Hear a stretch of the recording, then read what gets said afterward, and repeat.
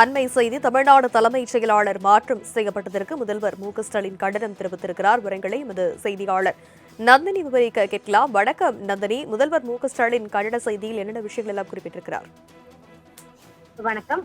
பாஜகவை ஆதரித்து நேரில் பரப்புரை செய்ய களத்திற்கு வராத குறையாக தேர்தல் தரத்தில் முழு மூச்சுடன் செயல்பட்டுக் கொண்டிருக்கும் தேர்தல் ஆணையம் இப்போது தமிழ்நாடு அரசின் தலைமைச் செயலாளர் முருகானந்தமை மாற்றி ஒருதலை பட்சமாக அத்துமீறிய அரசியல் நடவடிக்கையில் ஈடுபட்டதற்கு கடும் கண்டனத்தை தெரிவித்துக் கொள்வதாக தமிழ்நாடு முதலமைச்சர் தன்னுடைய எக்ஸல பக்கத்தில் பதிவை வெளியிட்டிருக்கிறார்.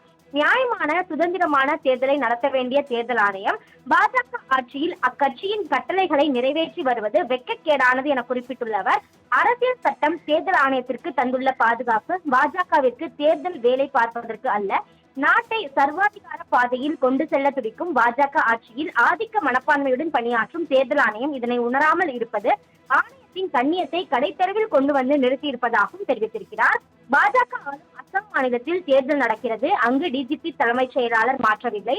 பாஜக பிராக்சி ஆட்சி நடத்திய பீகார் மாநிலத்தில் தேர்தல் நடைபெற்றது. அங்கும் டிஜிபி தலைமைச் செயலாளரை மாற்றவில்லை.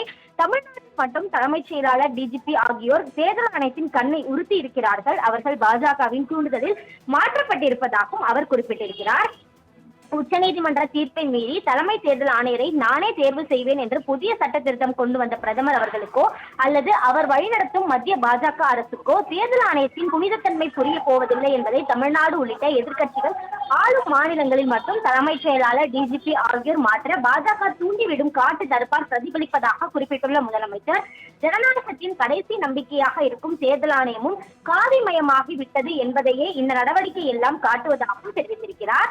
எத்தனை அதிகாரிகளை மாற்றினாலும் தமிழ்நாட்டில் பாஜக படுதோல்வியில் மண்ணை கவப்போவது உறுதி என குறிப்பிட்டுள்ள அவர், சீட்டை ஒழித்து வைத்துவிட்டால் திருமணத்தை நடத்திவிடலாம் என்பது போல அதிமுக பாஜக அடங்கிய என்டிஏ கூட்டணிக்காக தேர்தல் ஆணையம் செய்யும் அதிகார அத்துமீறல் ஆணவத்தின் உச்சகட்டம் என்ற பல்வேறு குற்றச்சாட்டுகளை தமிழ்நாடு முதலமைச்சர் குறிப்பிட்டுள்ளார். விவரங்களுக்கு நன்றி நந்தினி.